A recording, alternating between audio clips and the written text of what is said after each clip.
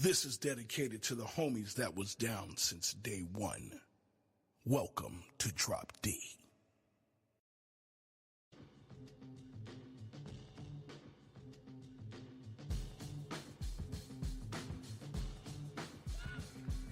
Welcome to Quick Hits, a JFK Assassination news and notes podcast with your hosts, Rob Clark and Doug Campbell.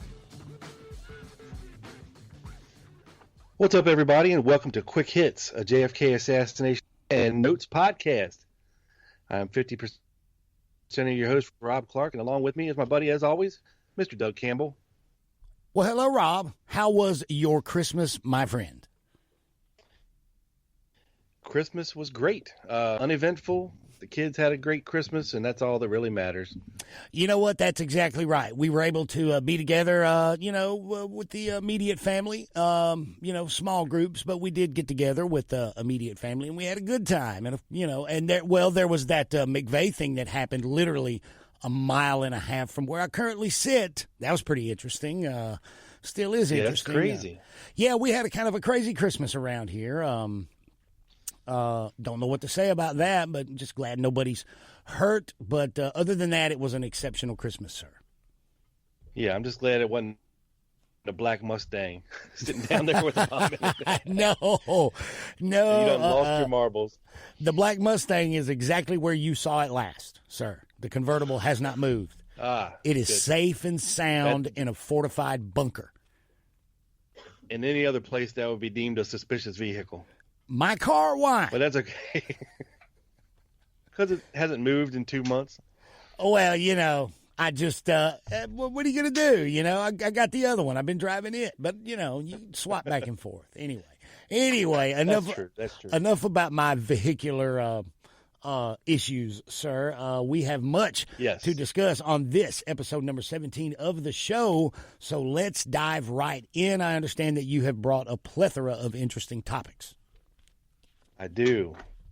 I have a lot of quick hits today, sir.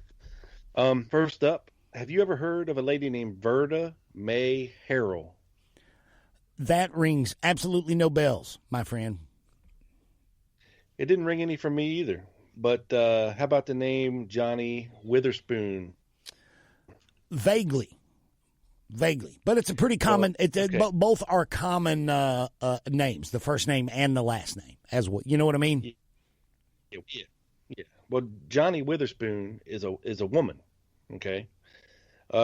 And she is the lady that J.D. Tippit was allegedly having a relationship with outside of his marriage. Okay, and this is who now? Johnny Witherspoon, i.e., or is it Johnny Maxwell Witherspoon? Okay, she lived on 10th Street, I think, or Patton, one of the two, but right near where he was killed. Actually, I would imagine that I heard that name or read that name probably in Mr. Armstrong's book. I bet it's in there. Yeah. There's lots of good stuff out there on her. Anyway, this woman, Verda May Harrell, is her mother, is Johnny Witherspoon's mother, okay? And I have an interview conducted with her by old Jack Moriarty for the HSCA in 1978, okay? And in 1963, she was a waitress at the Clifton Towers Coffee Shop, located on Davis Avenue at Ballard, 1 block from the Dobbs house at Davis and North Beckley. On 11/22/63, she saw Lee Harvey Oswald on TV several times and recognized him as one of her regular dinner customers. Although he never returned, he had been eating there once a day, always dinner, a little after 5 p.m. for some time. He never came or went with anyone. For that matter, he never talked to anyone except to her when he ordered his regular hamburger platter and left a whopping 25-cent tip. The floor plan for this fair-sized hotel coffee shop included a small room or alcove, which was utilized when the place became crowded. Despite LHO coming in each afternoon before most of the dinner customers arrived, he consistently selected this out-of-the-way spot to sit. Sometimes there wouldn't be any other customers, but he still took, quote, his place. Moreover, she was the only waitress who would normally serve him, inasmuch as she worked as the only waitress during the quiet periods. Otherwise, described Lee Harvey Oswald as a good customer. He smiled when she greeted him, and he left the 25-cent tip, although he never did engage her in any conversation other than his order. Her boss, Mr. Terrell Owen, the football player? No, I'm sorry, Zero Owen with a Z, not T-O. I'm like the guy that played for the Cowboys? Yeah. He came to place with...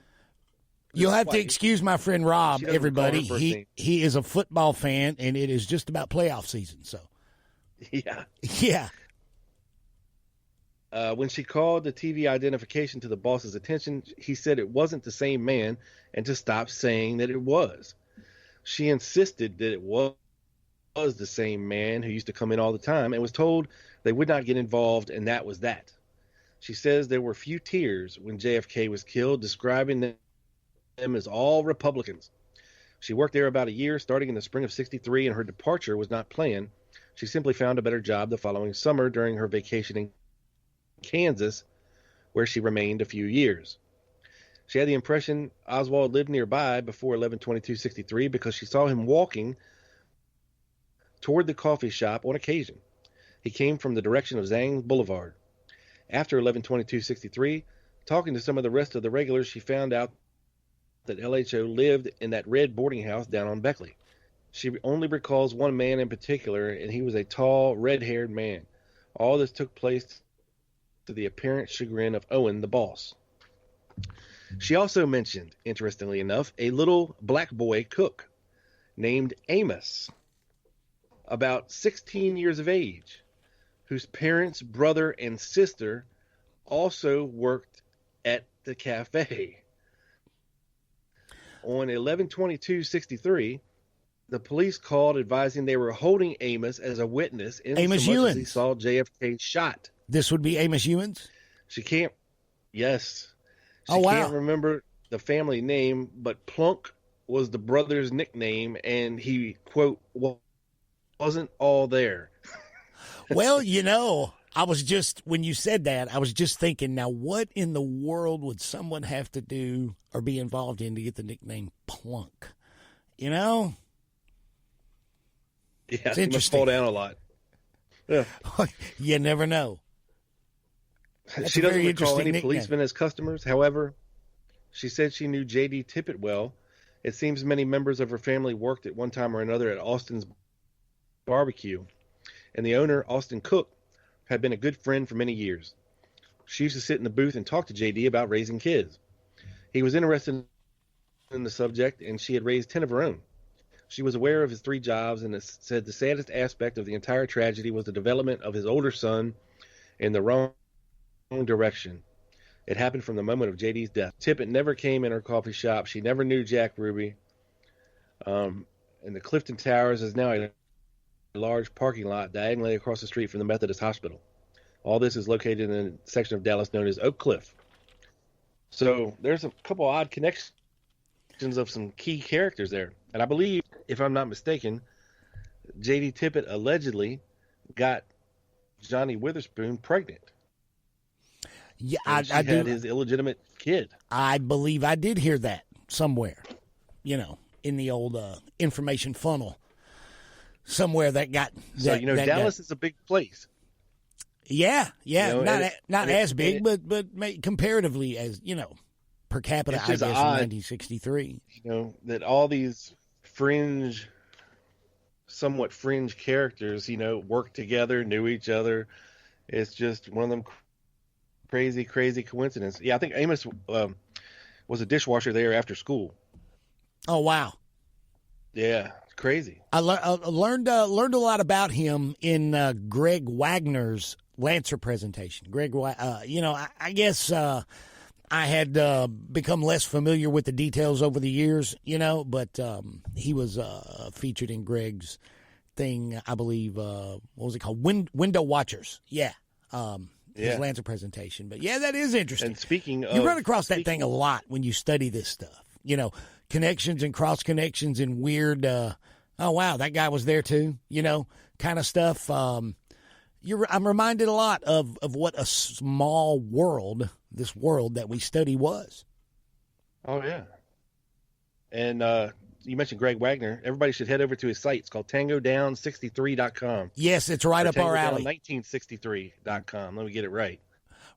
Right up our alley, guys. This is that's a very cool website. Very cool website. Well, Dennis Morissette recently gave him some audio to post on his site.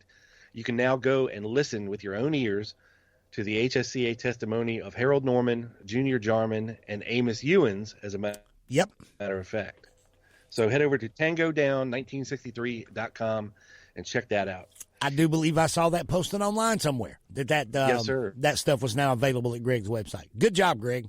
Lots of cool photographs of people that we study when you go down certain rabbit holes. You know, the Interpin Bunch, the Miami mercenary guys, the Gunboat Cowboys. Excuse me. A lot of good. He's building a neat thing over there. Right up our alley, guys. Got to go check it out. He is. Yep, we need to get him on this show sometime soon. You know what? Yes, that came up. We were texting a couple of months ago, and that came up. Like, you know, moving into the year, I was texting with Greg. Like, yeah, you need to come on and hang with us. You know, I believe he'd have a lot of fun. Yeah, let's make it happen. Let's make it happen. Oh, yeah. Soon. Got to get Skype, Greg. All right. I'll wear my Geddy Lee T-shirt that day for that show. I'll wear my Freddie Mercury nipple clamps. All right, next up. You had an interesting Christmas, obviously. From August of 68, we have some correspondence from a young Fred Newcomb in California. From Harold Weisberg to a young Fred Newcomb in California. And it says, "Dear Fred, a young correspondent calls to my attention something I hadn't noticed, something I had not heard of anyone else spotting. It is appropriate to the work I asked you to do on exhibits 133A and B. Now, if you don't know what those are, folks, those are some of the backyard photograph exhibit numbers. He says, if you have a clear print of exhibit 133A around, this is not visible in the printed exhibits, but you need a clear print. Look carefully between the right bicep and the post of the stairs behind the figure, right against the post. You will find another person there, either a woman or small or youth. What a thing it would be if it blew up to be Marina standing behind Lee Harvey Oswald posing in the backyard photos, as she's claimed that she took the photo. But it is most certainly is a witness not identified. I know of no effort by the government to have located anyone who may have seen this picture taken, yet there was a witness to the FBI and Secret Service should have known was a witness. Does this help otherwise, as in sleuthing the two pictures? Sincerely, Harold Weisberg. Well, that's interesting. You ever heard that? Never heard that.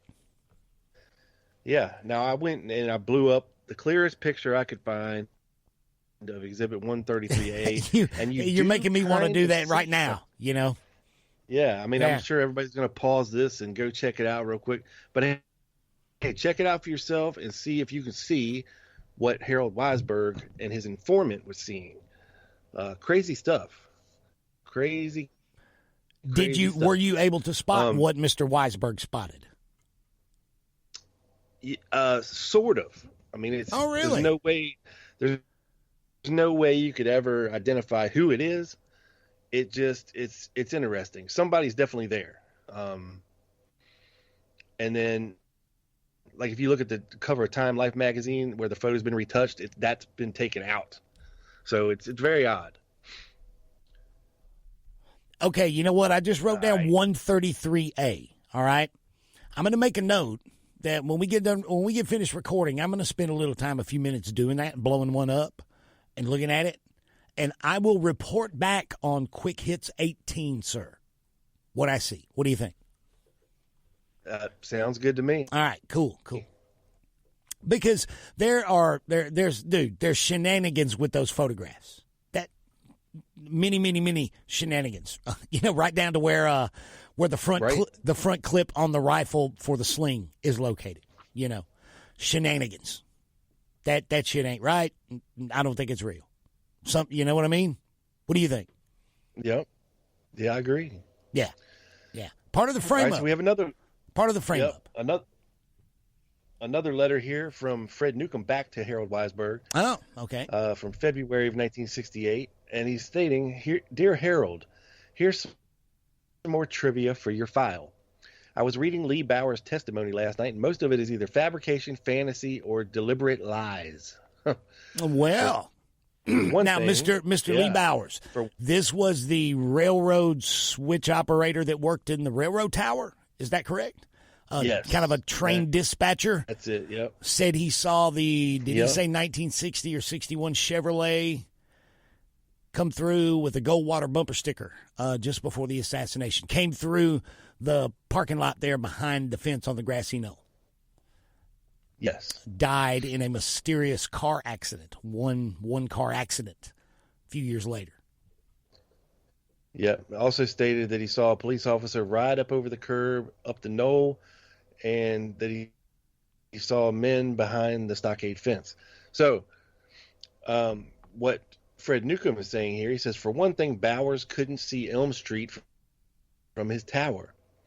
He didn't see the motorcycle officer ride over the curb and up the knoll, and probably couldn't have seen the men behind the stockade fence as well, as the rail cars blocked his view. How do I know this? The Wide World of Alchins shot. The Wide World of Alton shot I have just shows the roof of his tower as viewed by Alchins, who is standing on the opposite side of Elm Street facing the tower. He couldn't see Bowers, therefore Bowers couldn't see him, therefore Bowers couldn't see what was happening on Elm Street. He says William Turner stopped by the other afternoon and had a gab fest with him. He still looks like FBI, quiet, clean cut, nice guy. He loaned me a couple more photos and I've copied them for you. I met Penn Jones and Roger Craig at Maggie's house Sunday, two guys with a lot of guts. Roger told us about the Dallas scene and his experience in November of '63. I made a print of you and your Carcano and gave it to Penn. Thought he'd fall down laughing his ass off. Steve B. took Lawrence Howard down to see the giant. I guess you know. Now Wonder that's what interesting. Hall will do now. That's very interesting because I got, now that you say that, and you know what, maybe I'll bring that with me, along with me, and we'll read through it on the next episode. But Bart Camp sent me a PDF of a conversation, a transcript of an interview, not necessarily more like a transcript of a conversation between Lawrence Howard and Jim Garrison that I had never read before. But yeah, just read that. So I guess he's talking about the same, that's when I'm not aware that Howard went to New Orleans to talk to Garrison more than once. So it's probably right around the same time. Yeah, he says, I wonder what Hall will do now. Shit his pants. That's probably what Lauren Hall did. He says, I haven't heard from Hall lately, so I do not know what he'll do. I know what he should do. Which is? He doesn't explain any further. He said, I'm still trying to get Harry Dean to pose for me. He's backed out of 2 photo sessions with me already. I'm trying to buddy with him so I can get those comparison shots. This is one thing that really interests me. Soon as I can, I intend to get some photos to you. Thanks for writing, Watson. Sincerely, your Sherlock Fred Newcomb. A Sherlock Holmes reference. Wow. Weisberg was all over the Gunboat Cowboys, wasn't he? Oh, yeah. To the point of, I don't want to say involvement with them, but, dude, I'm still convinced that the Weisberg, Dick Billings, Jack Corky Houston, Lauren Hall thing, there's something shady going on there. And what we're referring to, listeners, is there was a guy from, was it Vegas Vegas, I guess, named Jack Houston. And during the Garrison investigation, he reaches out, right, Rob, to Weisberg and tells Weisberg that I have burglarized, basically I broke into Hall's place and stole a bunch of evidence in the assassination. And Weisberg's trying to, and the way I he doesn't want Hall to know he knows. Right.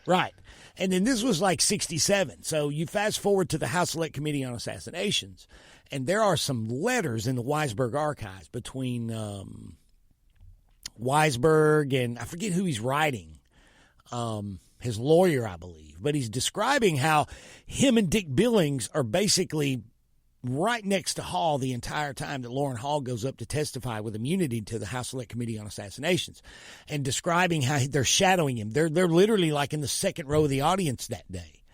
And Weisberg makes very plain in these letters that he is fearful that the House Select Committee on Assassinations has obtained this stolen material from Hall, this evidence from the late 60s. And he's fearful that they have it, and it's about to come out that he knew that it had been stolen from Hall. And there was even a question of whether or not Weisberg put the guy up to it. Well, that's the question I raised. But what it was, what it could have been at the time, I don't know. Oh, Rob, I want to tell you a story. Dude, speaking of this Hall, Corky Houston, Weisberg burglary of evidence, there is Yes. Can I tell you a little story? Yeah, go ahead. There's a well-known, well-respected assassination researcher, right? And when I first ran across this, before I even put it in an episode of the Dallas Action, I sent this guy a message. We were messaging back and forth. And it was weird because I said, have you ever heard anything about this? And he's like, oh, yeah, everybody knows about that, And then I realized he was pumping me for information about it. And this is like a maybe second-generation researcher. And I realized he was, oh, yeah, everybody's heard about that evidence taken from Hall. What was it again? Kind of thing. Right. It was weird. He was like, yeah, I know all about that. Tell me about that. Sort of deal. You know what I'm saying? Like he was trying to weasel information out of me. I'm not going to say, I'll tell you later who it was. And you'll go, damn, really? And I'll go, yeah. I think I know. Oh, okay. Cool. Well, I'll either confirm or deny after I hit that red button that says stop later. What do you think? Sounds good. All right. I didn't mean to interrupt, sir. I digress. Go ahead. Oh no, we're good. I'm good for now. We'll hit you up and we'll circle back around and I'll finish up here in a little bit. But go ahead, Doug. What do you got? You know what? Have you heard? I sent you the links, guys. There is a new. You know me, Rob. I'm not one to, if it's not something on the Lone Gunman podcast channel, I'm not apt to endorse anything on YouTube. I've got to think about YouTube, right? A little bit. You're too kind, sir. Well, I just think there's a multitude of just pure bullshit that reproduces. There is a lot of bullshit floating on YouTube.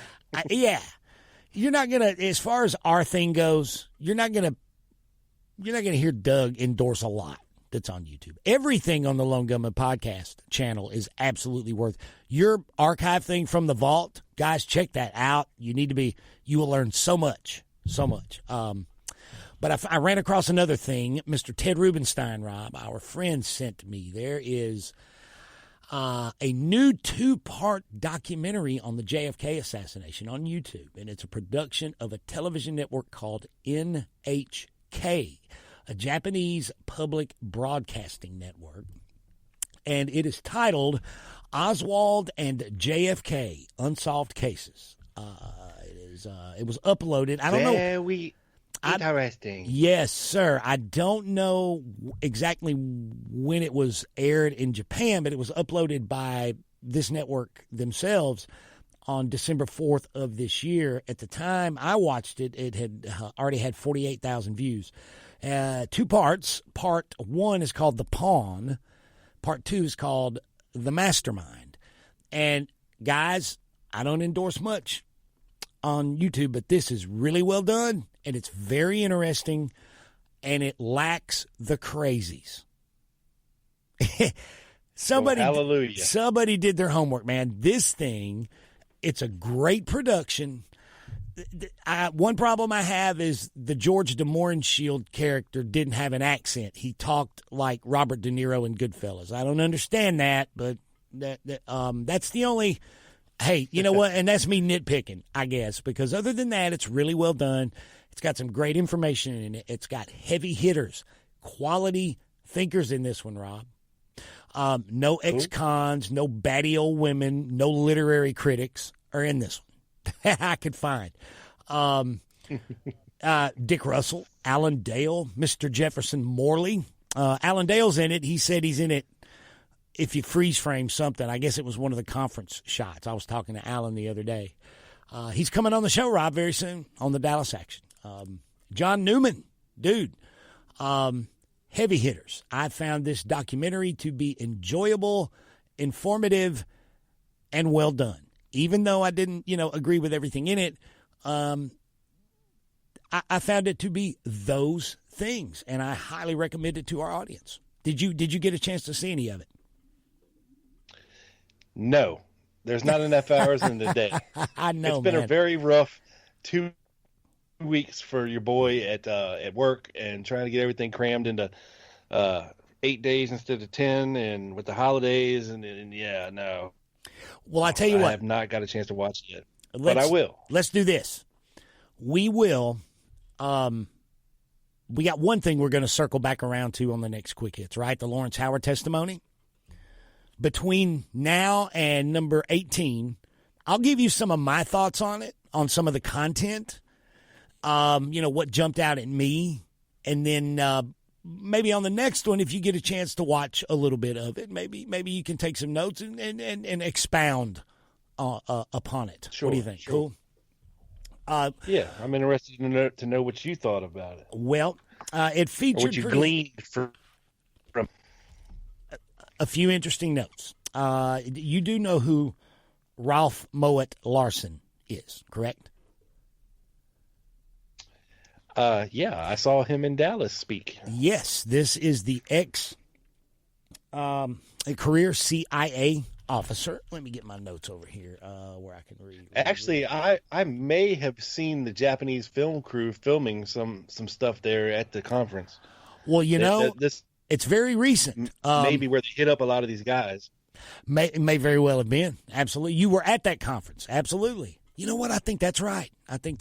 Well, he is the former CIA Europe Division chief. He's a former case officer, high-level career CIA intelligence officer. And he was not very well received at the conference, by the way. Well, I get I have talked with someone who knows him, okay? Or has met him, has interacted with him, has discussed the assassination with him. And they tell me that if you think that this guy is coming into this as what we might call an op, someone to deliberately muddy the waters, you're wrong about this guy. Yeah, that he's not that. That he is what he says he is, somebody that's interested in it. Now, this guy has studied the assassination, and he has concluded that the JFK assassination was run by rogue CIA case officers. And this is an ex-CIA operative, case officer, division chief. And that's what he has concluded, that rogue CIA case officers. And look, dude, I get it when we're suspicious of,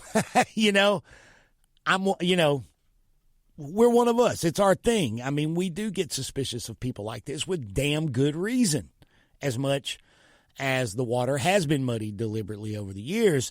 But, this guy's saying right out, this was done by rogue CIA officers.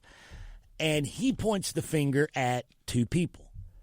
Number one, the mastermind he thinks was Jake Esterline, at the time the deputy chief of the CIA's Western Hemisphere. And he thinks his main conspirator was J. Walton Moore, who was the CIA's domestic contact office in Dallas. In Dallas, right? Yeah. And what he did was he's looking at like Oswald, like who could have known about Oswald. And he thinks these guys put it together, these two. Apparently, they served in Burma together in the same battalion in the OSS during World War II. They served side by side, and that's where the guy's making the connection.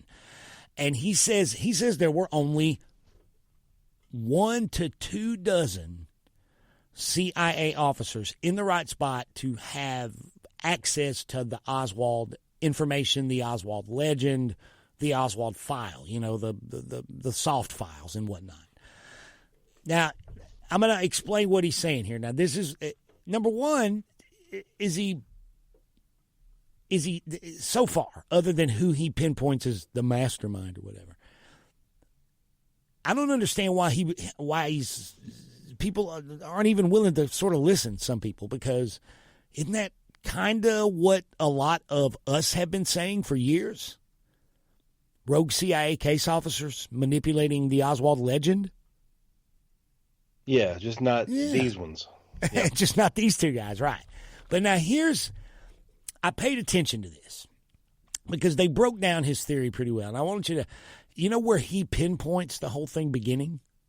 The Walker shooting. And I got this from the documentary. I saw this in the documentary. And let me see if I can... let's see. Oh, I want to tell you guys first. It's called, real quick, so you'll just find it on YouTube, the NHK World Japan Network.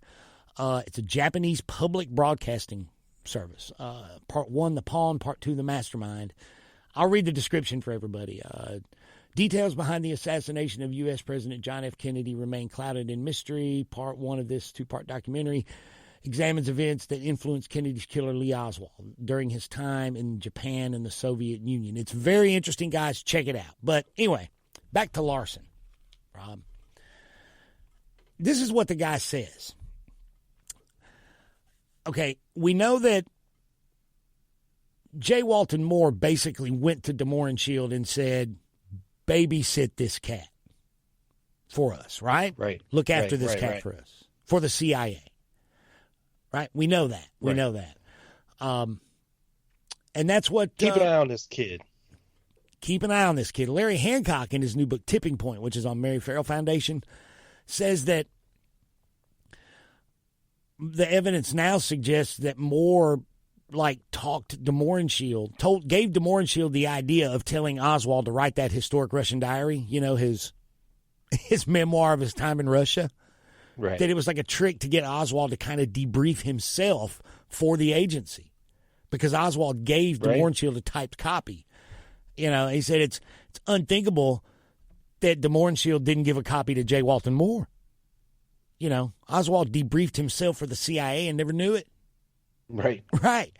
But listen to this. Now, this part right here, this thing I want to read for everybody, for you and everybody, is from Bill Simpich's The 12 Who Built the Oswald Legend, Chapter 7, okay? It says, J. Walton Moore visited the DeMoore and Shields home in late 1961 to see a movie of their quote-unquote walking tour from Mexico to Panama. They did that. They actually walked from Mexico to Panama, like a hiking thing. Yeah. Him and his wife. And it says, although the DeMoore and Shields said that they were tracking the mining trails of the old Spanish conquistadors, they seem to have found themselves with hundreds of Cuban exiles in Guatemala City, a staging area for the Bay of Pigs invasion that was about to begin. Well, isn't that interesting? DeMoore and Shield revealed a few hours before his death that J. Walton Moore took him to lunch in late 1961 and described to him an ex-Marine in Minsk. Let me read that again. Demoreshield revealed a few hours before his death that Moore took him to lunch in late 1961 and described to him an ex-Marine in Minsk in whom the CIA had interest in the summer of 62. An associate of Moore's suggested that Demoreshield might want to meet Oswald. Demoreshield then called Moore, suggesting that suitable payback for this would be a little help by the State Department with an oil exploration deal in Haiti. Now, here's where the Demoreshield and J. Walton Moore Oswald thing is important in Moet Larson's theory and how it relates to the Walker shooting. To him, it is unthinkable that after Oswald shot at Walker, it is unthinkable that Demoreshield would not have told his handler, J. Walton Moore, about it in that situation. Like, once the Walker shooting happened, that Demoreshield would have probably ran to J. Walton Moore, right? And said, holy shit, this kid tried to kill Walker.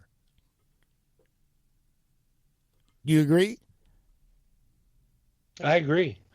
Okay, if it was Oswald, right? Like, what Moet Larson's saying is he damn well would have told Moore, but he didn't, right?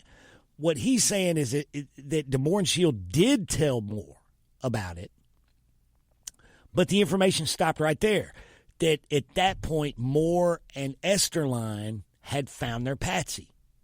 That the information stopped at Moore. He went to Esterline with it and said, we found our guy. It's this guy, Oswald.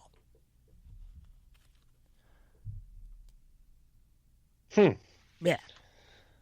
But I agree. But he's ignoring a lot, though, you know. But, you know, what he's ignoring is all the shenanigans with the Oswald information within CIA for years before that. You know, with the Oswald information, how it was disseminated, the mole hunts and whatnot. And you can't argue that. But now that the problem with this, the problems I see with what he's saying and what I saw in this documentary that he's saying is that's presuming that it was Oswald that tried to kill Walker. Right. Which we don't know for sure. But I thought I can probably say it probably wasn't. Right. And that's the thing. He sort of, in a roundabout way, made a damn good point about Oswald's innocence, if you think about it like this. He said that it is unthinkable that George Demoreshield would not tell J. Walton Moore of the CIA that Oswald tried to kill Walker. So there's no way that happens, and Demoreshield doesn't tell Moore. Right. Right. Also, if Demoreshield didn't tell Moore, then maybe that's because it freaking didn't happen. Right? Yeah. Well, I mean, you know, later in Demoresshield's manuscript, when he writes about this the incident where he kind of figured that Lee might have taken a shot at General Walker, and where he mentions wanting to see the rifle, and Oswald acts a little sketchy and kind of shady. It seemed like it bothered him a little bit the way Oswald acted, you know, when he asked him about it. And of course, you know, the Hunter fascist thing on the back of the photograph. But yeah, you know, that Hunter. Here's the other thing about that. It's unconscionable to think he wouldn't have told Moore about it. Yeah, I would argue that if Demoreshield really thought that Oswald had fired at Walker, he would have told Moore. You know, but what Moet Larson's doing is making the assumption that what he's saying is, well, you know damn well Demoreshield told him. He just didn't tell anybody but Jake Esterline. You know, like that information stopped at Moore. Didn't go any further up the chain. Right. Like there should be a file that says, hey, whatever Demorenshield's cryptonym was, you know, told me that this cat Oswald did this. And since there's no paper, we haven't found those documents, then obviously Moore sat on that information. That's what he's saying. And again, I would argue that, well, maybe DeMornshield didn't tell him because Oswald ain't the one that tried to kill Walker, you know? I wonder if he's considered that. Am bisexual. Do what? DeMornshield's cryptonym was am bisexual. Am catcher.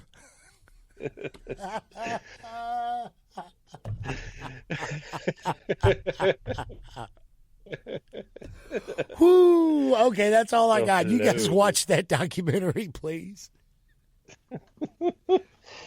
Oswald and JFK. Oh, Lordicus. Straight from Japan. We mentioned John Newman. You mentioned him. Was in the documentary. Am catcher. Well, yes, we mentioned John Newman and the CIA. What a great book! The John Newman. Yep, in 1995, he details some assertions that I don't think have gotten enough shine. At least I've never heard of them.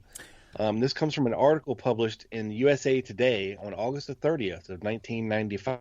Hey, can I tell you something about that book, Rob? Oswald and the CIA? Yeah. Yes. 4 years in a row, I have a tradition. Not last year, obviously, but when we take our beach vacation every year, that's the book I take when I go to the beach for a couple hours. Hell yeah. I just sit and read out of that book. I don't know why, but I do. I take Newman's There's so book. much information in that book, dude. It's crazy. Dude, and every time you just random page, it's like reading new information again. Exactly. Such a great book. Such a great book. Go ahead. I'm sorry. Yeah.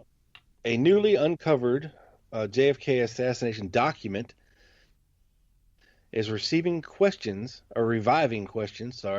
about a possible connection between Lee Harvey Oswald and the FBI. A 1976 affidavit to the HSCA by former FBI agent Carver Gayton suggests the Bureau used Oswald as an informant prior to the John F. Kennedy assassination, says author John Newman.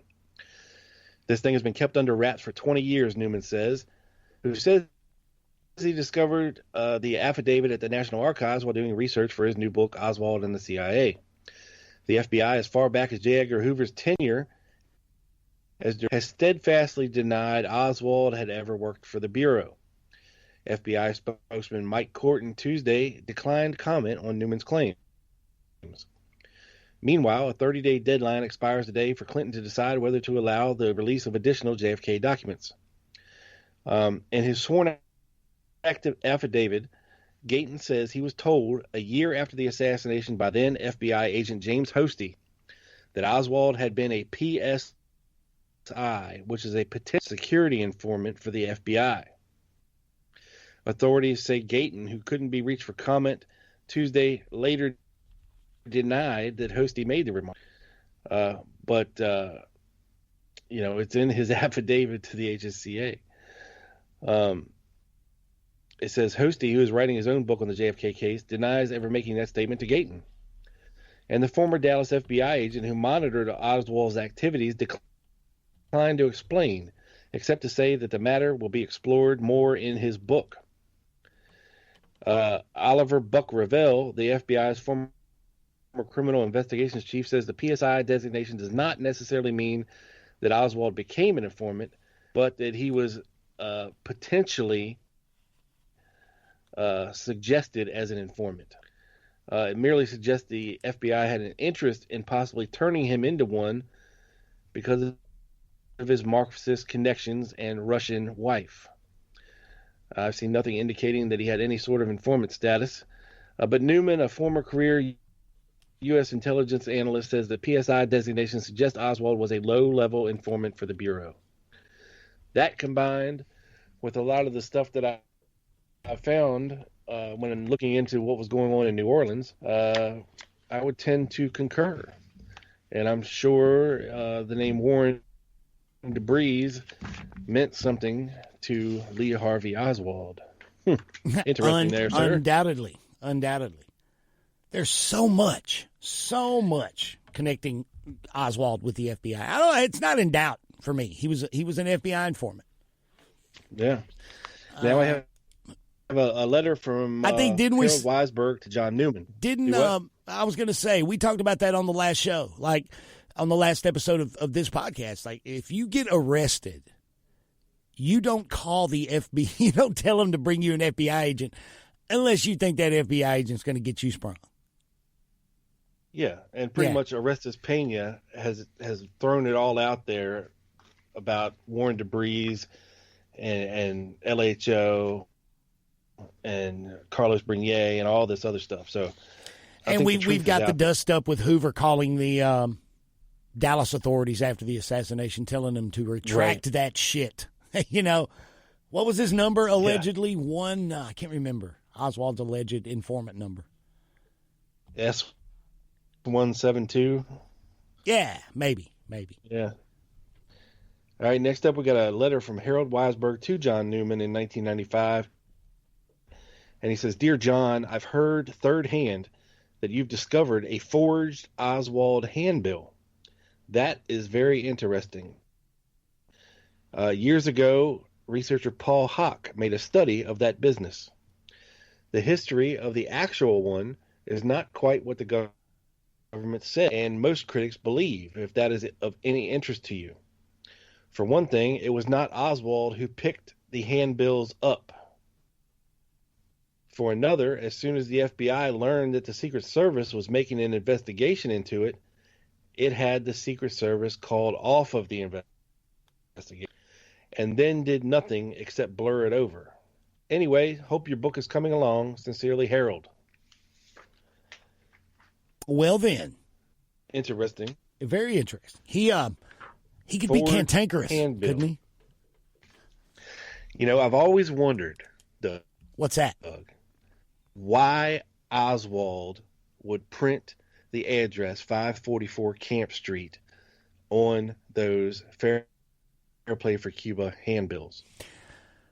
It doesn't make a lot of sense unless that was part of the dangle operation, right? Right, like Bannister. You dangle Oswald out there, all right? Fair play for Cuba. Hands off Cuba. We love Cuba. Write this address. So you're going to put the DRE headquarters on your handbill for pro-Castro. That's the thing about that. And then when people write in, yes, I am sympathetic to Cuba as well, give me information, they have their address. They go on a watch list. Or was it, but that's interesting. So, or was it forged afterwards to make some kind of weird connection? I don't know. Well, you would think a post office box is maybe better for that, right? Because if you end up get like the Cuban Revolutionary Council, they were in that building, but I think they had moved out at that point. I know, the Cuban Revolutionary Council had been gone for. When did they move out of that building? Maybe right? A year. October 62. Maybe 62. Yeah, late 62. So they weren't there anymore. But the DRE was in that building at the time. Yeah. Huh. Yep. Sergio Arcacha Smith had his office in there. Yeah. That's right. And of course, we know that right after as soon as they picked up Oswald, all of the Castro did it propaganda came churning out of the DRE from Florida to New Orleans to Dallas. Oh, yeah. They were right on top of their job, dude. Right on top of it. Yep. They're part of it anyway. They're part of the frame-up. But, it doesn't that is curious why he would put that address there. So Weisberg thinks those were forged after the assassination. Well, Newman thought that he had found that one of the handbills had been forged. It didn't specifically say that one. Oh. But because there was, like 3 different addresses on these handbills. So. Well, they were certainly not scared to forge shit and to lie. So that wouldn't surprise me. Not a bit. All right. Next up, we have an FBI document from December 17th, 1963. Prepared by John Reynolds, Special Agent, New Orleans office. Mr. Carlos Bernier of 107 Decatur telephonically contacted the New Orleans office and advised that on August 2nd, 1963, two Cubans who had been in a training camp somewhere across the lake, location unknown, came into his store and wanted to go back to Miami.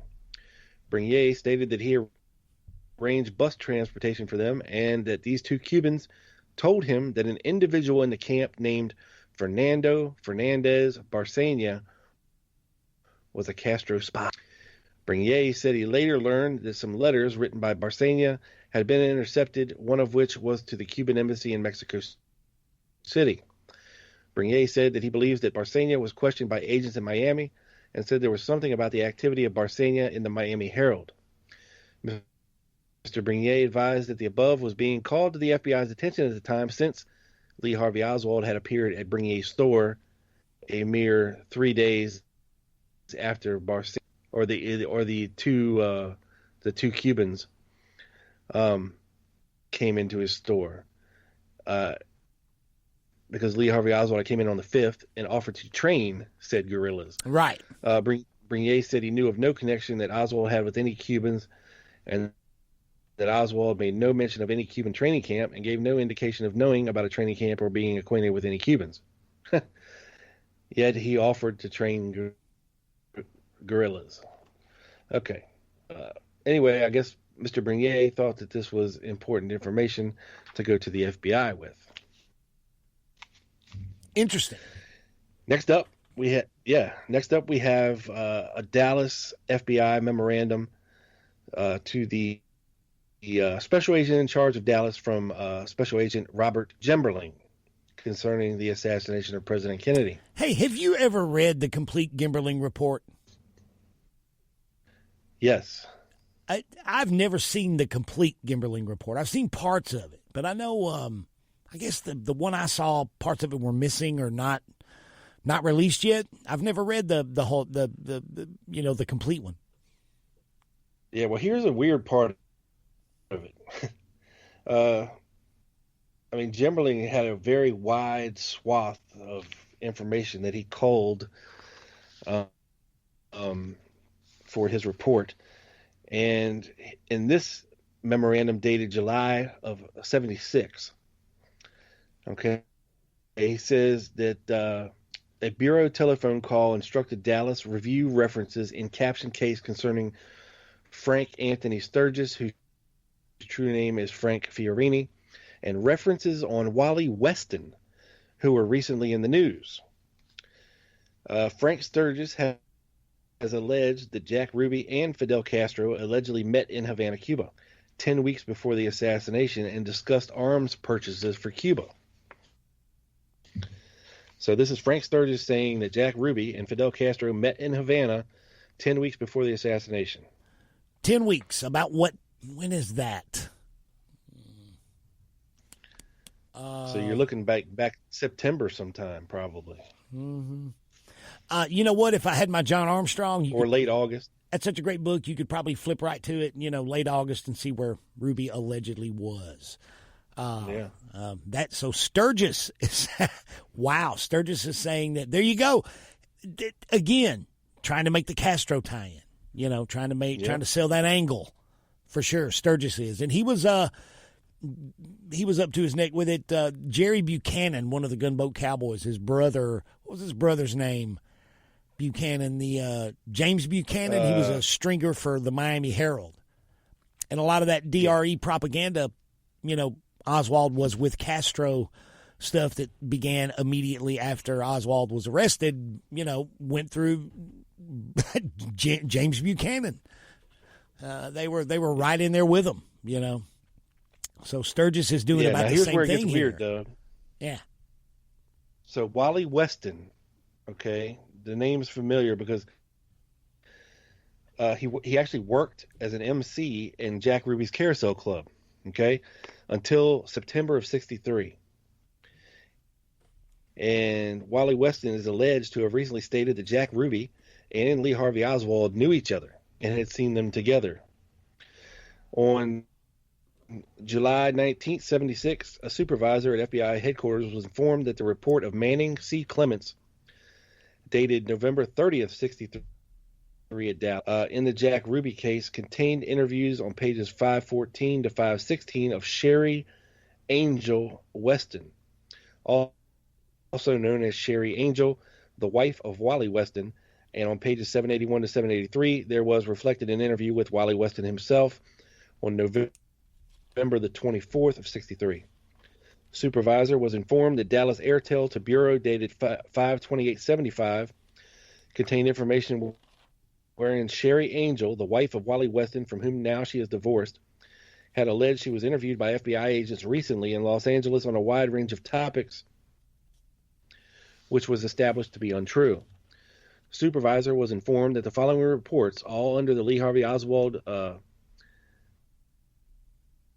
caption, and all prepared by Special Agent James O'Connor in Miami, Florida, reflected information concerning Frank Fiorini, Frank Anthony Sturgis. These reports were dated December 3rd, 63, January 25th, 64, April 4th, 64, and May 11th, 64. The Bureau also asked for recommendation as to whether interviews should be conducted with Fiorini and Weston. It is recommended that both of these individuals, who are believed to be in Miami, Florida, be interviewed insomuch as their recent statements in the news media does not conform with the information they furnished immediately after the assassination. That's 2 degrees of separation between Jack Ruby and Frank Sturgis. Weston. Yes. Wild, huh? That's 2 degrees. I want to say that again, a little slower this time, so it'll sink in even for me. That's 2 degrees of separation, Wally Weston, between Jack Ruby, the man who shot Lee Harvey Oswald, and Frank Sturgis, gunboat cowboy, Watergate burglar. Yeah. Yeah. What'd we say earlier in the show about small worlds? Yeah. Small worlds, buddy. Wow. That's amazing. And the last thing I got for today, Doug, you're going to like this one. I actually like the last one. I want to see. Can you send me that? And send me that in the email, that file, or that document. Yeah. I can do that. For sure. I want to tuck that away. All right. You ever heard of a fellow by the name of Jean Dijon or Jean Dijon? Possibly. Okay. Dateline Dallas. A Houston warlock lifts the curse on Dallas. A 7-year curse was lifted from the city of Dallas Friday by a white magic warlock. Well, bless his heart. He didn't have to do that. That was very thoughtful of him. Who claimed the time ripe for outwitting a malignant black coven which had imposed the curse on the city. A coven is a group of 13 witches or warlocks. Few citizens were aware of what was happening in their midst, but then few knew about the curse either.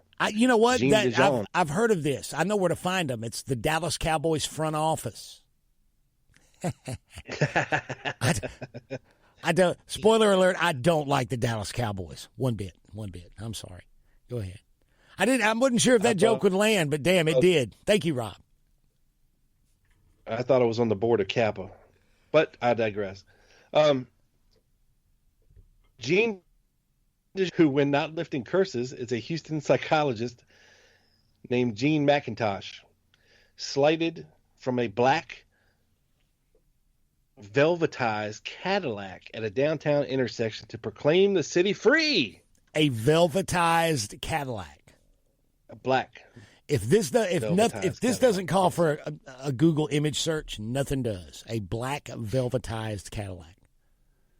He stood beneath the surrounding skyscrapers in a long black cloak, bearing a silver emblem for which he said was symbol for the secret name of God. Seizing a bell with jewel-encrusted handle from a black-robed acolyte, Lee Thompson of Houston, he rang it 3 times, made the sign of the cross, and muttered magic incantations. Then he moved around a circle of kneeling devotees, holding the head of each in his hands and violently shaking it as he cried, Atim, Om Tu, which he said was a blessing. This has got to be on YouTube somewhere. It's got to be.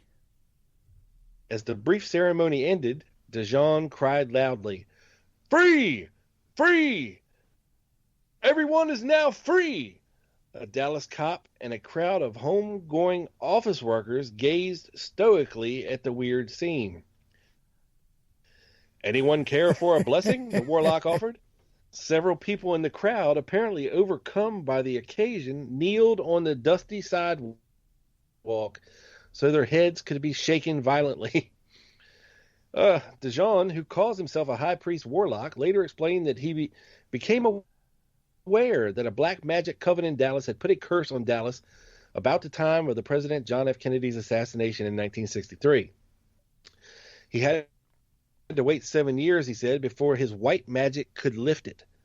He said the incantations he had muttered in magic language could be translated as curses, like chickens go home to roost, which make it look like the Black Coven has a rough time coming. "There is no way anything can happen in Dallas now," he exulted.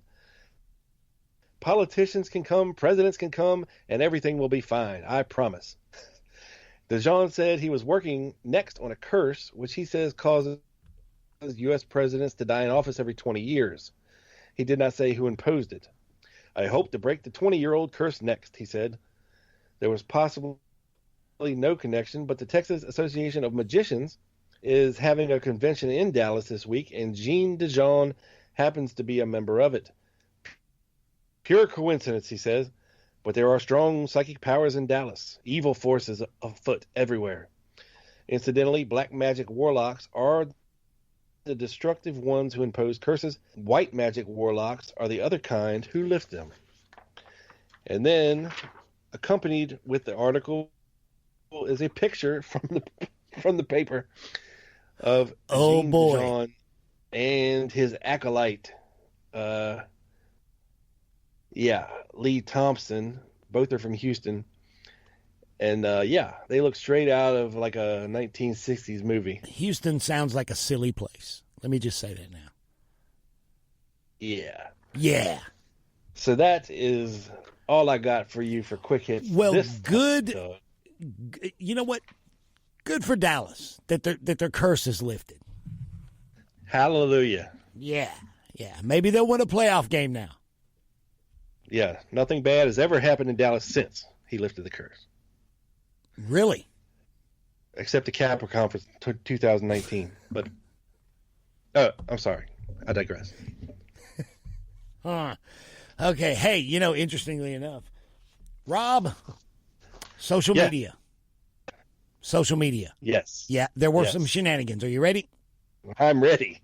You know what? It's time for Love me some Facebook shenanigans. There you go. Yes, it's Facebook shenanigans, where we, pass along a few things. Don't we, Rob? We do. Pass along things that happen on social media. Normally, we pass along things that happen in JFK assassination-related discussion groups. But, Rob, this is a little different this week. I got a different kind of thing for you, buddy. What's that? Well, Rob, I follow lots of pages, right? Pages on the internet. You follow things, guitar pages, car pages, meme pages, that kind of thing. Well, I follow this page called Vintage Weird. Have you ever heard of Vintage Weird? I do. I follow it myself. Oh, well, yeah. For those that aren't aware, there's about 250,000 members in this group, Vintage Weird, and it bills themselves as the celebration of genuine, verifiable vintage weirdness. And that's exactly what it is, right? It's weird and cringy. Yes. Vintage paintings, pictures, clothes, ads, old ads, vintage ads that are for weird products, posters, news stories, just, bizarre art, right? That kind of thing, right? Yeah. So I'm laughing because I know where this is going. So one day I went out to take a smoke break, smoke a cigarette, and that's usually, sometimes I'll scroll through the old, take a little break there and scroll through, see what I find. might find something for Facebook shenanigans. That's normally when I find things for this segment. Something usually jumps out at me, and scrolling through there, and there's a post, and it was an album cover. And the album cover featured the lady who claims to have been the babushka lady in Dealey Plaza. Claims to have been that woman wearing that head wrap, standing there in the middle of Dealey Plaza, filming the assassination, right? Beverly Oliver. It was a Beverly Oliver record. And it's Amen is the name of the record. Recorded live. Eric and Beverly Oliver. Now, Rob, do you have the album cover? Eric is the name of the puppet? Yeah. Describe what you're, if you've got it there open. I don't know if you do, the album cover, but. I do, unfortunately. Okay. Describe it for us there. It's a young, jammable Beverly Oliver. 1974. Looking lovingly at a very creepy-looking fucking wooden puppet. They have their eyes closed, and they're leaning. And look, this popped up, dude. It just popped up. I recognize her, It's from 1974. Like, ever-loving fuck is this? Well, the guy that posted it to me, I was like, what the hell? A gentleman actually posted this on December 18th in this group. And because it's vintage weird, when you run across something that's a little weird, that's a good place for it. I want to read you. He actually posted. Weird, all right. He wrote out as the caption the liner notes, sleeve notes from this record. Amen. It says, Eric. I want to read it for you. Eric Massagee, the most hard-headed member of the Charles Massagee evangelistic team. Eric Massagee, the most hard-headed member, sings, teaches, and amuses on this record. Eric, youngest member of the team, is the dummy manipulated by Beverly Massagee. Mrs. Massagee won the National Association of Ventriloquists 1974 dialogue contest for two of the routines she and Eric perform. Eric never fails to amuse both young and old with his somewhat unconventional views of well-known Bible stories and his perceptive insights into the lives of the church and its members. Beverly Massagee is not the typical preacher's wife. But then her husband, Charles Massagee, is not a typical preacher. Beverly is a former movie actress and Playboy circuit entertainer. Charles's preaching may be described as new, inspiring, or provocative, but certainly not as typical. The Massagees are an evangelistic team from Dallas, Texas. They are one of the most sought-after crusade teams in America today, Rob. Each year, they turn down over 100 crusade invitations. Eric is one reason. There's no mention of her claiming to have been the babushka lady there in the record. They didn't put that on the album record. But Rob, I hear you have a sample of Eric and Beverly Massagee playing gospel music. The Miss Oliver and her ventriloquist dummy. You actually have this? I thought it was audio of them actually having sex, but it turns out to be a song called Jesus Put a Yodel in My Soul. Well, yodel-a-hee, hallelujah. Let's hear it. Are you ready for this, Doug? Yes, absolutely. Play a little bit. As you're listening, just imagine Beverly Oliver riding cowgirl on her wooden puppet Eric. Okay, here we go. Hang on.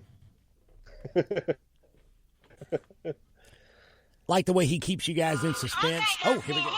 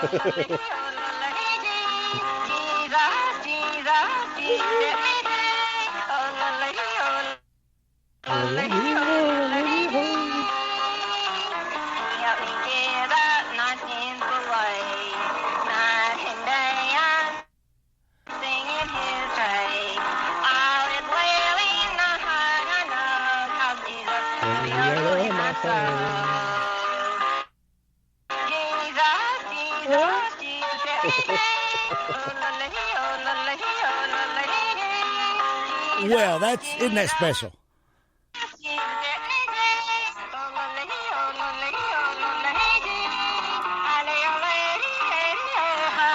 How long could this possibly be? Oh, we're speeding up.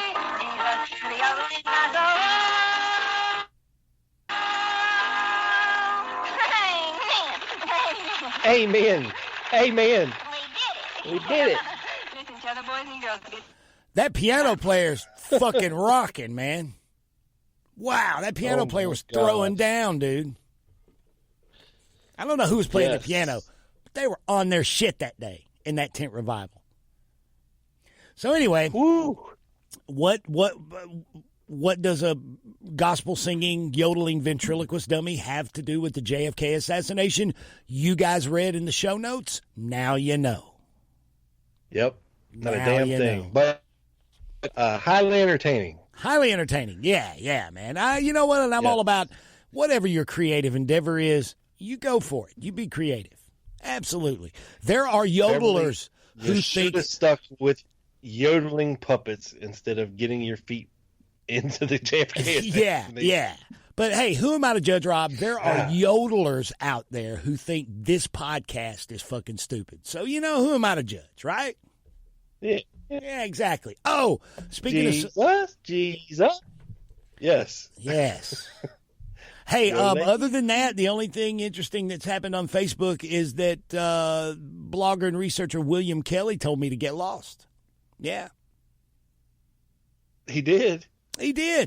But I don't know if he's telling me to get lost or he's telling me you better pay attention, you better read this and you better take this in or you will get lost. I don't know if it was a cautionary comment, like, son. What were the circumstances? Okay. Like, what did you say?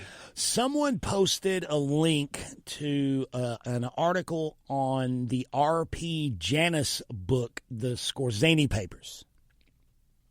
Right. In a group. And I believe it was, I don't know if it was a blog post. It was an interview with Janus. I'm not sure. That's the author of the book. Was he a former military intelligence colonel or something? He bought the Scorzani. Yeah, this is, anyway, somebody posted an interview with the author. And this cat named John, kind of like me, he commented, totally ridiculous, right? And the guy that posted it, he comments back, what is? The papers, its content, whatever Ralph Janus reads into it, the Bobby Baker connection, the Profumo connection, or the fact that you've never heard Scorzani being involved in the hit. And again, I went back to that book in subsequent presentations by a few researchers here and there, whether they be interviews or conferences or whatever. People are still out there saying that Scorzani was QJ Win, when that's not how it works. QJ Win is the operational crypt. QJ Win 1 is the primary in that operation, the primary operative. And QJ Win 1 was Jose Andre Marie Mankel. It was not, as people are asserting, Otto Scorzani. It's ridiculous. Rob, I can't believe I got to keep coming around to this bullshit. I can't believe it. Go find the Carmine Savastano website, guys. Two Princes and a King, tpac.com. Right? How does it spell out? Yes. Yeah. TPAAK. Yes.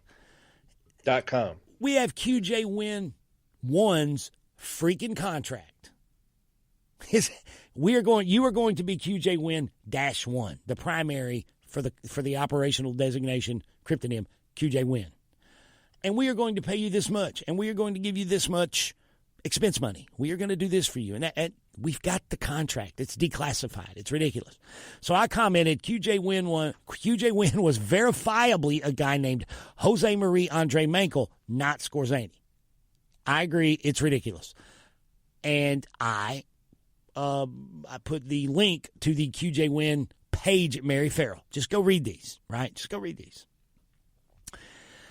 And this guy says, because what does he say?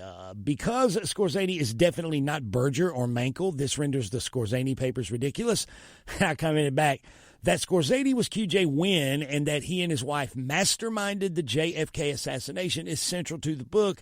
Evel Knievel looked at the distance of those leaps and said, no way, too far. Anyway, long story short, there was some more back and forth there, and then Mr. Kelly, he put, I have read the book based on Scorzani's papers purchased at auction by the Air Force officer whose analysis of them correctly identifies the M.O. of the Dealey Plaza murders as a covert intelligence operation and zeroes in on the network responsible. Pay attention or get lost. So is he telling me, like, get lost, punk, or, son, you'll get lost. You'll lose your way. Yeah, he said. I think he meant it by saying, like, pay attention to the Scorzani papers, or you're going to get lost. Oh, okay. So it was. And as a big advocate of the Mary Farrell Foundation, you would think Bill Kelly would know better. Well, yeah. I mean, that's the central premise of the thing. I believe there was a gentleman that presented as such at Lancer, that Scorzani and his wife ran the network that masterminded the JFK assassination and that he was QJ Wynn. It's just not so. It's a fairy tale, But, okay, well, he didn't tell me to get lost. That was my mistake. I apologize. It was a cautionary. You're going to get lost. He was trying to help me. Yeah. And I took it wrong, right? Yeah. Yeah. Well, you can take it either way, I guess. Oh, well. You know what? I'm going to take it like he was trying to help me. And Mr. Kelly, thank you very much for the guidance. I appreciate that. But, I've read Carmine's website and I've read the documents. So the whole QJ Wynn thing, it's just not real, But, hey, thanks anyway. Right, Rob? That's right. That's right, buddy. That's exactly right. But did you have anything for the shenanigans segment there, sir? No, I don't. I just have Oh, well, are you ready to answer? Dude, let's do that. Let's answer the mail. Yes. Go ahead, sir. Email 1. Wow, I like that intro. Thank you, Doug. You're welcome, sir. This comes from our buddy Uncle Dave out in sunny San Diego. Dave in San Diego. Yes, sir. Uncle Dave. Uncle Dave. Hey, Uncle Dave. And Dave sent me a William Colby article about his murder. I believe you talked about him on a recent Dallas Action episode. Yeah, talked about he sort of started looking into another instance of someone claiming to have witnessed FBI contact, Cuban exiles who allegedly pulled a counter-penetration of Oswald and told Claire Booth Luce about it. Yes. Apparently, they alleged to have had surveillance records, photographs, records of Oswald in New Orleans meeting with the FBI, and then just as quick as Colby starts looking into it, he gets fired. Just like that. Yeah. Uncle Dave sent me an article about the murder of William Colby, written by an investigative reporter who, with intelligence ties, who knew Colby very well. And he says, Rob, please share that Colby article with Doug if he has not previously read it. Thank you, Uncle Dave. So I will send that to you as soon as we get off the air here. It's a very interesting article, to say the least, and pretty much proves that there's something fishy going on with Colby's death. I've often thought that looked like a disposal issue. from the powers that be. You know, just too weird. Definitely weird. All right. The next one comes from, I don't know. This is just a weird message I got from Podbean saying that someone has commented on our show. Oh, cool. And this is somebody commented on episode 15, Mercs, Narcs, and Unknowns. And it says, if Oswald is framed with a poor weapon due to his economic condition, it's a case of being too clever, as it also proves he couldn't have taken the shot with it. Happy podcasting. Well, thank you. Yeah, it's very, it might have been too clever on the part of the people who framed Oswald. Yes, I agree. Yeah, especially if they send him around. They sent him around to Robert McCown, however you say his name, earlier that year, who was probably Carlos Hernandez, a Cuban Exile paramilitary operative, with a pocket full of money trying to buy, 4 weapons for $5-6 grand, something crazy.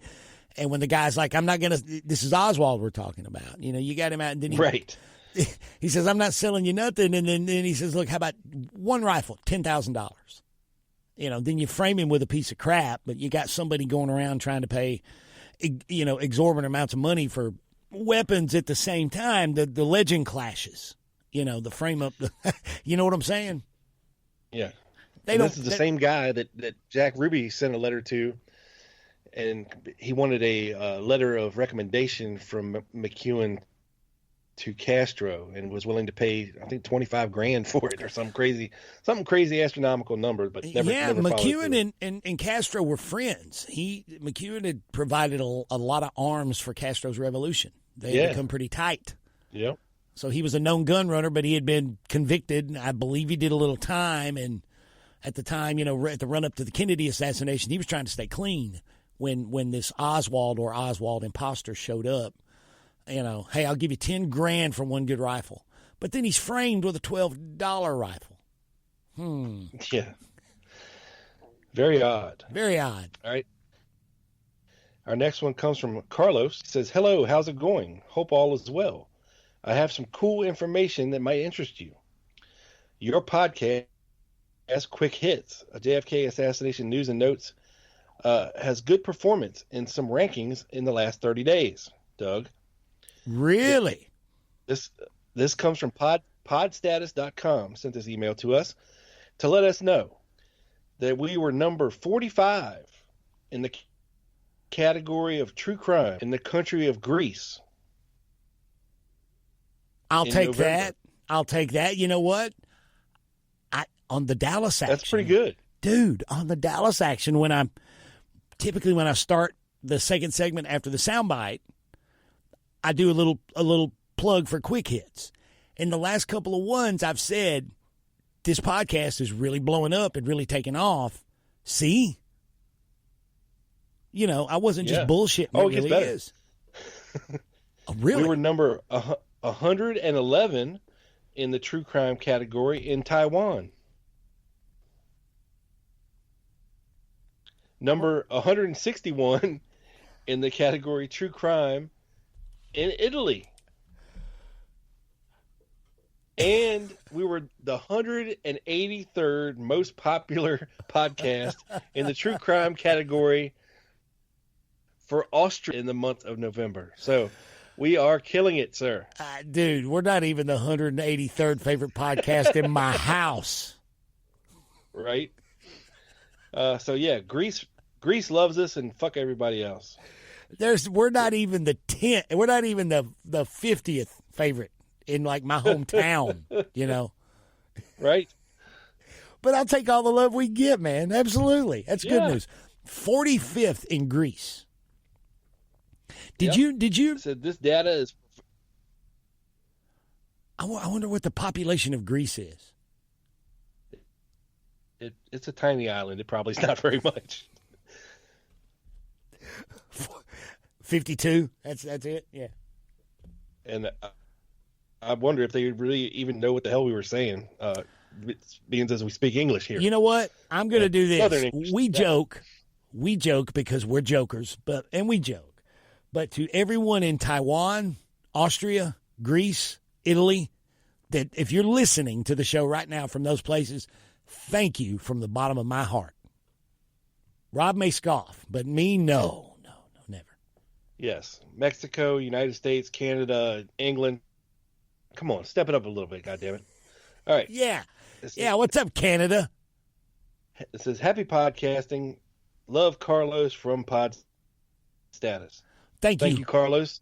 Dude, we appreciate it. And everybody, again, Yes. we love our Greek listeners, our Italian listeners, our Taiwanese listeners, our Austrian. We love all of our listeners. Thank you so much for tuning in and hanging with us. It's kind of cool. Yes. Now here comes some emails. I'll just say that. This one comes from James Badcock. Good day, gentlemen. A quick word of thanks for an excellent podcast which manages to mix the profound with the profane. The analysis is always interesting, and the humor always gives a good belly laugh. Not something you'd expect for such a serious subject. Anyway, I have a question. We know JFK was a talented writer. He wrote Profiles in Courage and all that. So if he had ever written an autobiography, I wonder if it would have been entitled, I Never Liked Cats, but Boy Did I Love Pussy.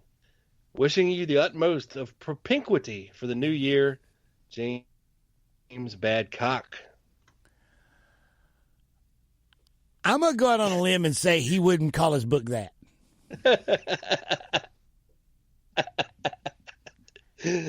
Oh, and neither would Jack Ruby. Okay.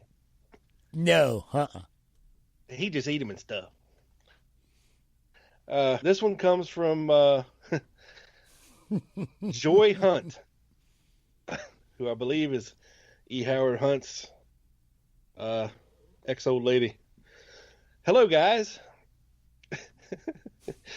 I feel as if I'd have gravel pounded up my ass by Doug for the past 2 months just for trying to help out by contributing to Marina's douche fund. But as it's Christmas, I feel the need to apologize to the dear lady who I'm sure is very nice. I hope this clears matters up. In my defense, I'd just like to say that I live in the UK, and when the wind comes from the west, there's a really noticeable and unpleasant smell which seems to emanate from the city of Dallas. If we can only all get together and buy the lady an industrial-sized container of liquor, the people of Britain will be most grateful. Best, Joy. Joy, that smell is their football team, isn't it? Or the streets. Isn't it? Hey, you know what I learned recently from watching TV, Joy?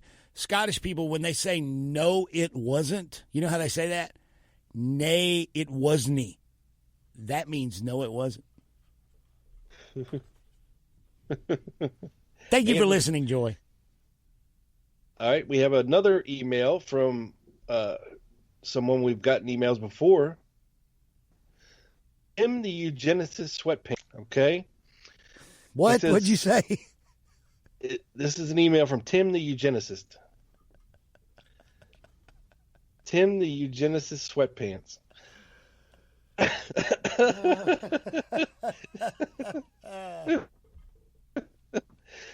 It's a very damp area.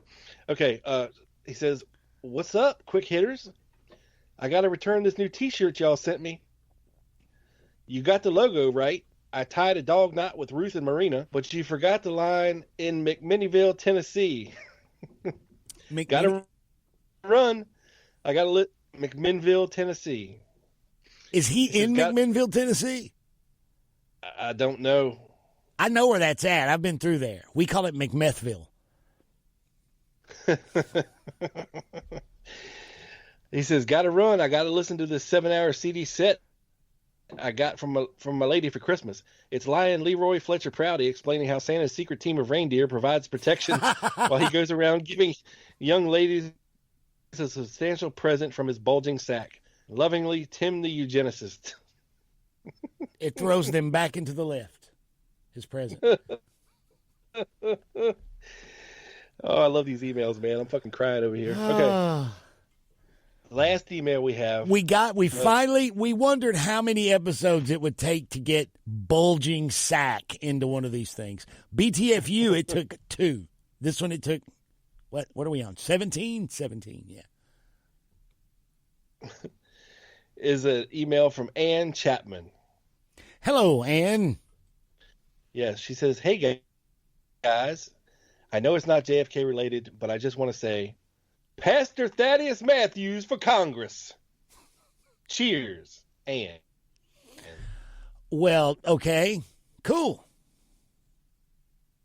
You do remember who Pastor Thaddeus Matthews is, don't you, Doug? I blanked.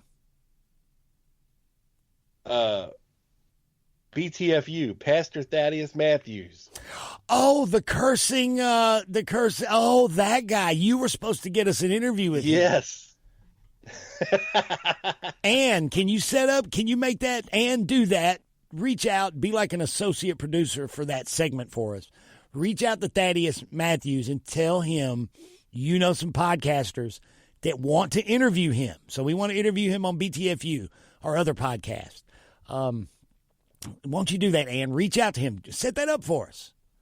We'll give you a producer credit in the show notes on the thing. It'll just have your name there. It doesn't pay anything, but, your name will be there. For real. That's all I got for emails this time, Doug. And, folks, if you would like your emails read and answered by us, please send them to quickhitsjfk@gmail.com. quickhitsjfk@gmail.com. Yes, and we will do our bestest. And look, as much as we appreciate the funny ones, we also enjoy some of the more serious ones. So please feel free to send either. We always love a good laugh here at the end of the show. So thank you, folks. That's all we got, Doug, in the old mailbag. That's fun. That's a fun thing, the old emails there. I enjoy that very much, very much. I enjoy retort, too. We didn't have anything to retort to. I guess I could have put, I'm glad I asked you that, before I retorted. I'm glad I got your take on Mr. Kelly's comment there. So, thanks for the help, Mr. Kelly. But, the emails I enjoy, Rob, for sure. For sure. Well, this has been a fun show, man. Fun show. New Year's Day. Yes, sir. New Year's Day. See, guys, what we did? Always is. We started the new year for you by getting up incredibly early and getting all this together and recording. And hopefully, Rob, this thing will be uploaded, hopefully, by the end of the day. I think I can make that happen for everybody. It's a holiday, So you about ready to wrap this up, homie? Yeah, I'm ready, buddy. Let's do it. All right. So, where's the music? Well, there we go. Go ahead, Rob. Yeah. So, folks, if like I said, the email for the show is quickhitsjfk@gmail.com. Hit us up there. You can leave voice messages on Swell at quickhitsjfk on Swell, and we'll play them on future show as well. My show, the Lone Gunman Podcast. If you like this show, you'll love that one as well. Feel free to check it out on Facebook. Just search for the Lone Gunman Podcast, and on Twitter at the Lone Gunman 7. Hit me up, and you can listen wherever you're listening to this. I'm sure, Doug. All right, yes, and do not forget, guys, to join me over at my podcast known as the Dallas Action, presented by Wall Street Window. In-depth study and analysis of the people, places, things, events, and ideas connected to the conspiracy that led to the assassination of John F. Kennedy and the framing of Lee Harvey Oswald. Available wherever you find quality podcasts. Quick Hits is researched, written, and hosted by Rob Clark and Doug Campbell, and is brought to you by Drop D Podcast Productions in the heart of Music Row, Music City, USA. So, for Rob Clark, this is Doug Campbell saying tune in again next time when we'll hear Rob say, if you could do better, have your own podcast, you motherfucker.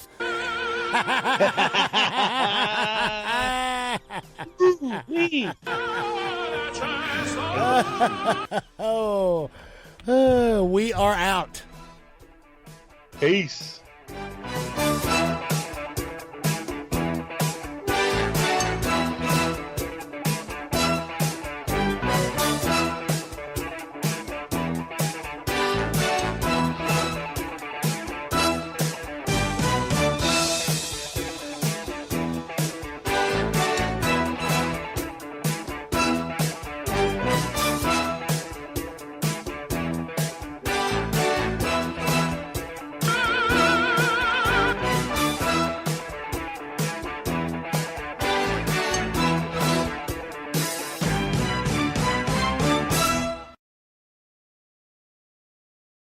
If you could do better, have your own podcast, you motherfucker. If you could do better, have your own podcast, you motherfucker.